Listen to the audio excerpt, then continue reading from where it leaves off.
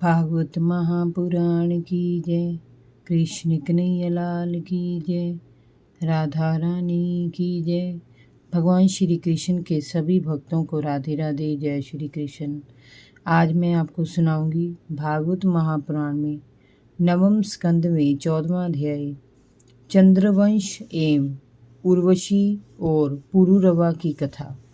श्री सुखदेव जी ने कहा, परीक्षित, चंद्रवंश में पुरुरवा आदि बड़े बड़े श्रेष्ठ राजाओं का वृतांत आता है। अब मैं तुम्हें उनके चरित्र के बारे में बताऊंगा। ब्रह्मा जी के पुत्र श्री अत्रि मुनि थे। अत्रि मुनि के नेत्रों से चंद्रमा का जन्म हुआ था। ब्रह्मा जी ने चंद्रमा को ब्राह्मणों, औषधियों और नक्षत्रों का अधिपति बना दिया। उसने राजसूय यज्ञ करके तीनों लोकों पर विजय प्राप्त की और आचार्य बृहस्पति की पत्नी तारा को बलपूर्वक हर लिया। देवगुरु बृहस्पति ने अपनी पत्नी को लौटा देने के लिए चंद्रमा से बार बार प्रार्थना की, परंतु मद से मतवाला होकर चंद्र ने उनकी पत्नी को वापस नहीं किया। ऐसी स्थिति में देव और दानवों में घोर संग्राम छिड़ गया। शुक्राचार्य आचार्य बृहस्पति से द्वेष रखते थे, इसीलिए उन्होंने तथा उनके शिष्य असुरों ने चंद्रमा का साथ दिया, जबकि महादेव जी ने समस्त भूतगणों के साथ बृहस्पति का पक्ष लिया। जब संघर्ष बहुत बढ़ गया तो बृहस्पति के पिता ऋषि अंगिरा ने ब्रह्मा जी के पास जाकर इस युद्ध को बंद कराने की प्रार्थना की। इस पर ब्रह्मा जी ने चंद्रमा को बहुत बुरा भला कहा और तारा को वापस बृहस्पति को दिला दिया। लेकिन तभी बृहस्पति को पता चला कि तारा गर्भवती है। उन्होंने अपनी पत्नी को फटकारते हुए कहा, दुष्टा, तूने पाप किया है, ये गर्भ मेरा नहीं है, तू इसे नष्ट कर दे, मैं तेरा अपराध क्षमा कर दूंगा, तू देवी है, अंत में तुझे निर्दोष मानता हूँ। अपने पति की बात सुनकर तारा ने कहा, आपकी बात सुनकर मैं इसे नष्ट तो नहीं कर सकती, किंतु इसे त्याग अवश्य सकती हूँ। ऐसा कहकर उसने स्वर्ण के समान चमकता हुआ एक पुत्र अपने गर्भ से अलग कर दिया। उस बालक को देखकर चंद्रमा और बृहस्पति दोनों ही मोहित हो गए और उस बालक को लेना चाहने लगे।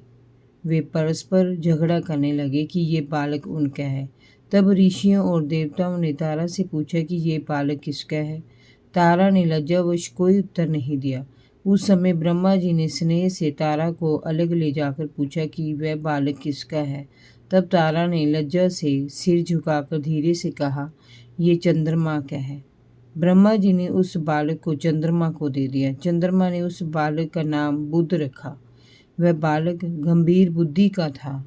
ऐसा पुत्र प्राप्त कर चंद्रमा बहुत प्रसन्न हुआ। परीक्षित, बुध का विवाह इला से हुआ। उससे उसे पुरुरवा नामक पुत्र हुआ। एक बार चंद्रमा की सभा में देवऋषि नारद पुरुरवा के रूप गुण की प्रशंसा कर रहे थे।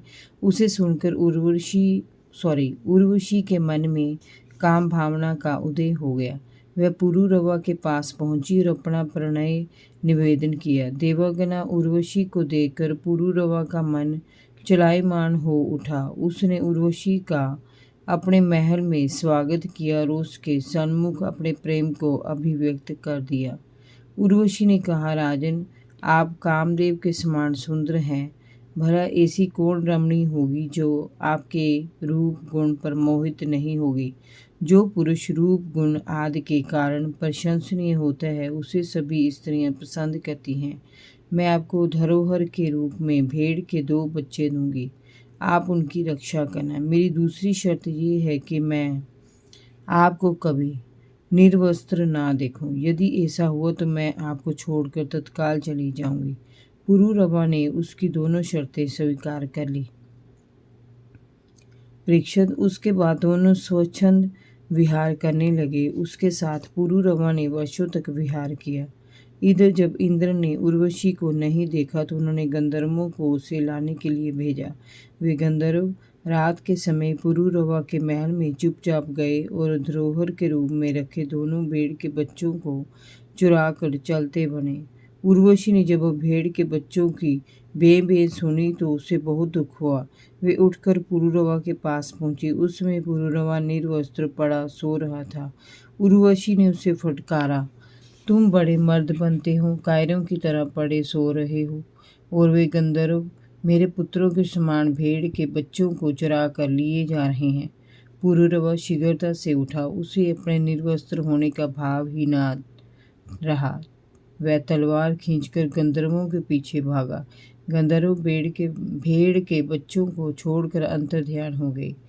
राजा पुरुरवा उन दोनों बच्चों को वापस ले आया। तभी उसे अपने नंगन होने का आभास हुआ। जब तक वह वस्त्र पहनता तब तक उर्वशी उसे छोड़कर चली गई। परीक्षित, उर्वशी के जाने से राजा पुरुरवा अनमना हो गया। वह शोक से विह्वल होकर उर्वशी को याद करता हुआ इधर उधर भटकने लगा। वह एक दिन विरह में व्याकुल होकर कुरुक्षेत्र में सरस्वती नदी के तट पर पहुंचा। वहां उसने उर्वशी को अपनी 5 सखियों के साथ जल विहार करते देखा। तो उसने कहा, प्रिय, मुझे छोड़कर इस प्रकार न जाना। मेरी बात सुनो, तुम्हारे बिना मेरे इस शरीर का कोई अर्थ नहीं है।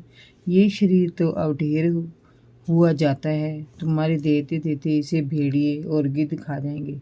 क्षण भर ठहर कर मुझसे बात कर लो। उर्वशी ने कहा, राजन, तुम पुरुष हो तो पुरुष की तरह रहो। इस प्रकार कायरता की बातें मत करो। स्त्रियों की मित्रता ऐसे कारणों के साथ कदापि नहीं होती। स्त्रियों और भेड़ियों का हृदय एक जैसा ही होता है। वे निर्दयी होते हैं। जरा सी बात पर ही वे तुनक जाती है। अपने स्वार्थ के लिए वे अपने पति और भाई तक को मार डालती हैं। भोले भाले लोग इन पर विश्वास करके ठगे जाते हैं। तुम्हें धीरज रखना चाहिए। तुम राजेश्वर हो, घबराओ मत। प्रत्येक वर्ष के बाद रात्रि में तुम मेरे साथ रहोगे, तब तुम्हारा वंश चलेगा। इस समय भी मेरे गर्भ में तुम्हारी संतान पल रही है। उर्वशी की बात सुनकर राजा पुरुरवा प्रसन्न होकर वापस चला गया। 1 वर्ष बीत जाने पर फिर वहां आया। उर्वशी ने राजा का पुत्र उसे दिया। उस रात वे दोनों साथ साथ रहे। प्रातःकाल विदा होते समय वे विरह दुख से दीनहीन हो गए। तब उर्वशी ने राजा से कहा, राजन, तुम गंधर्वों की स्तुति करो, वे चाहे तो तुम्हें मुझे दे सकते हैं। परीक्षित, राजा पुरुरवा ने गंधर्वों की स्तुति की। उसकी स्तुति से प्रसन्न होकर गंधर्वों ने उसे अग्नि जलाने का एक पात्र दिया और कहा, राजन, इस पात्र के द्वारा यज्ञ करने पर तुझे गंधर्व लोक में आने की शक्ति प्राप्त हो जाएगी। ऐसा कहकर वे अंतर्ध्यान हो गए। राजा पुरुरवा उस अग्नि पात्र को लिए उर्वशी की याद में इधर उधर भटकता रहा। उसने उस पात्र को एक वन में छोड़ दिया और अपने महल लौट आया।